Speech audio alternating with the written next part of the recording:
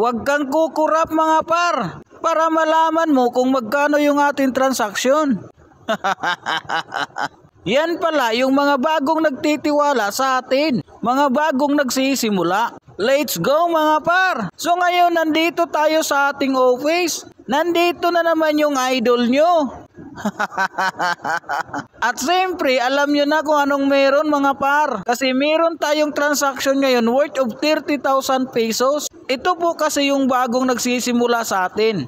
Isa naman pong OFW at isang factory worker. At the same time isa ding construction worker na nagsisimula lang sa atin na napanood niya lang yung ating video. Sabi pa nga sa comment, mahina daw pa isa-isa lang. Okay lang naman pa isa-isa, at least meron. Kaysa wala ka pang nasimulan, di ba? Yung ating tatlong new business partner pala, napanood lang nila yung aking video. Tinanong ko nga sila bakit sila naging interesado, maraming mga negative nagko-comment. Ang sagot naman ni ma'am, hindi ako nagbabase sa mga taong ang pangit ng sinasabi sa comment section. Ibig sabihin, hindi nila kayang gawin yung ginagawa mo, sir. Hanggang diyan lang sila. Hanggang pangungutya lang mga yan. Pero deep inside, hindi nila kayang gawin yung ginagawa mo. Ang sabi pa nga ni ma'am, ang unfair naman sa sarili ko kung sabihin kung scam yung ginagawa mo. Kasi halos lahat ng video mo nasa office. Ibig sabihin, legit po talaga yung business na ginagawa nyo kasi meron kayong opisina at maraming gumagawa. Ang napapansin ko sa mga taong nagko-comment, sila yung mga taong negative, sila yung mga taong ayaw. Imagine mo, hindi na nga sila nakakatulong sa'yo, ang dami pa lang sinasabing hindi maganda. Tama nga rin naman ang sinabi ni ma'am.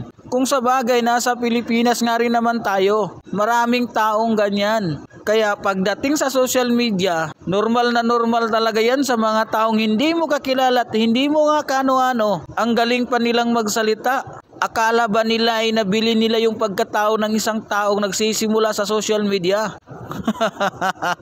At siyempre, grateful pa rin tayo. Kahit anong dami ng negative, kahit anong dami ng comment na hindi magaganda, meron at merong mga taong gustong magsimulang magnegosyo. Kasi sila yung mga taong nakakaintindi sa kalagayan nila. Kung alam mo naman na kulang yung kinikita mo, bakit hindi mo dagdagan? Wala namang masamang magdagdag ng pagkikitaan. Kung alam mo naman sa sarili mo na kinakapos ka at kinukulang yung kinikita mo sa trabaho mo, bakit ayaw mo dagdagan yung pagkikitaan mo kung pwede mo naman ipagsabay gamit ang social media mo or Facebook mo at cellphone mo? Kung alam mo naman sa bagay na yan na pwede kang kumita, gawin mo.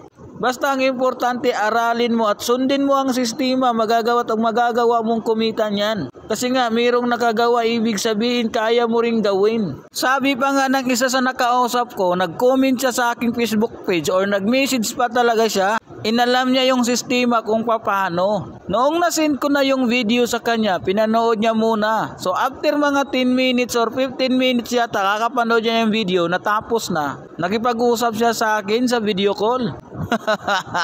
Ang sabi naman niya sa akin, hindi na daw niya kailangan gawin ang pagdagdag ng pagkikitaan or pag-online business. Kasi nga, meron naman daw siyang trabaho at permanente naman daw yung trabaho niya. Sabi ko naman sa kanya, yun yung palaking pagkakamali mo sa decision mo sa sarili mo kung i-accept mo sa sarili mo na mayroon ka ng permanenteng trabaho.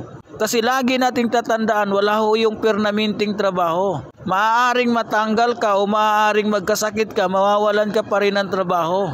Napaka-basic po yan kung iintindihin natin. Kung sasabihin mo meron ka ng pang lifetime na trabaho o permanenteng trabaho, ano yung assurance mo na meron ka ng lifetime trabaho o permanenteng trabaho? Kasi sa trabaho kasi natin, maaaring magkasakit tayo, hindi na tayo makapagtrabaho. Sa lifetime na trabaho, para sa akin wala ho tayong lifetime na trabaho.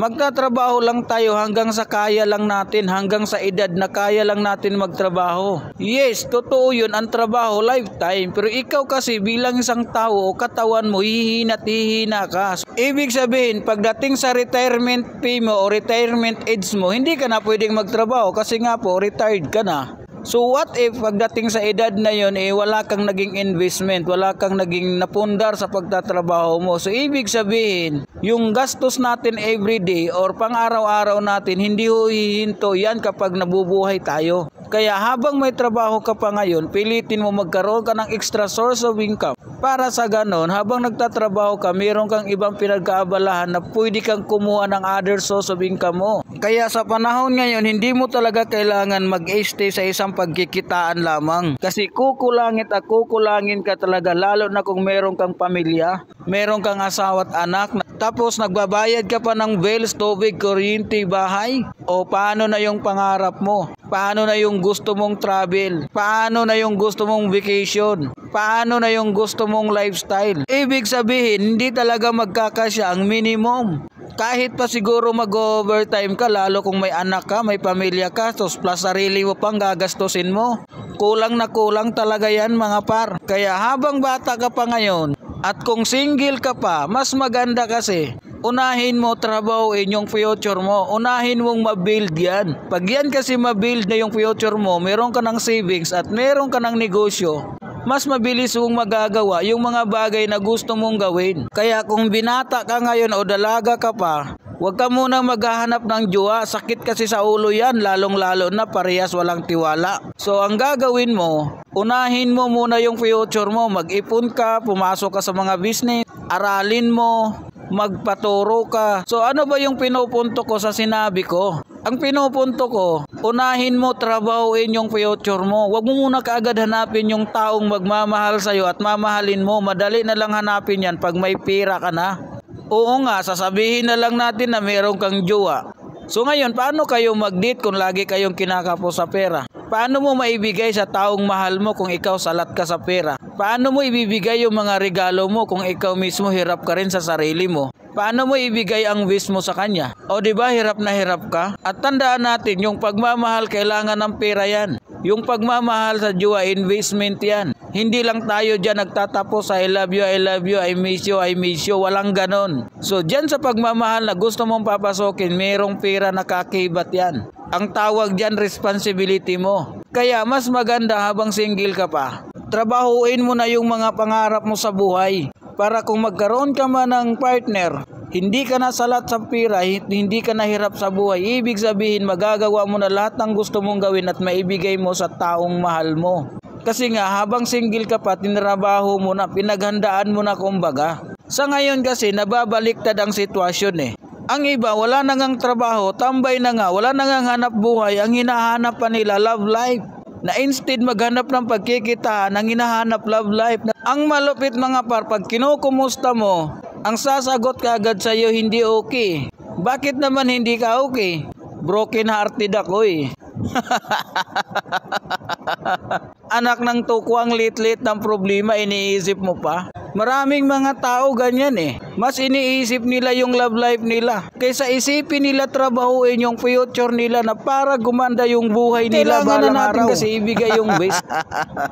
Kaya kung isa ka sa nakapanood ng aking video ngayon, kahit nasa abroad ka, nasa probinsya ka o nandito ka lang sa Metro Maynila at gusto mo mapaliwanag ko sa iyo ang business ng personal, gusto mo mapaliwanag ko sa iyo video call, mag-message ka lang sa ating Facebook page para sa ganon mabigyan kita ng full details kung paano kumita at paano gawin. Para sa ganon magkaroon ka ng tamang idea. Hindi ka nakagaya sa iba dyan, nasa comment section tamang hinala, tamang gawa-gawa ng kwento.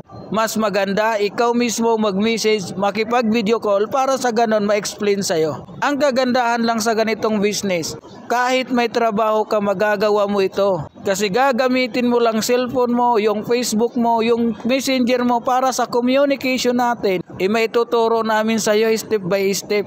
Kung matagal ka na ngayon nag-Facebook tapos hindi ka pa kumikita diyan, guhin mo na yung mentality mo.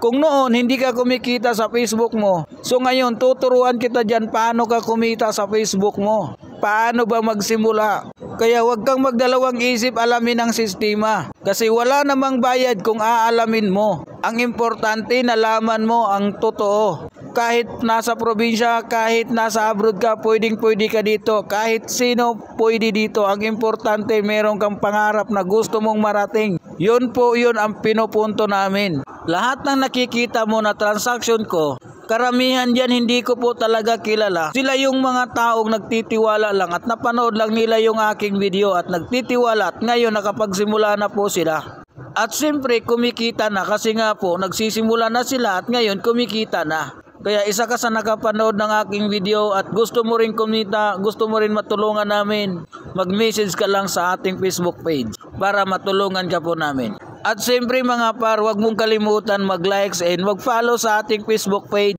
More blessings to come and thank you for watching.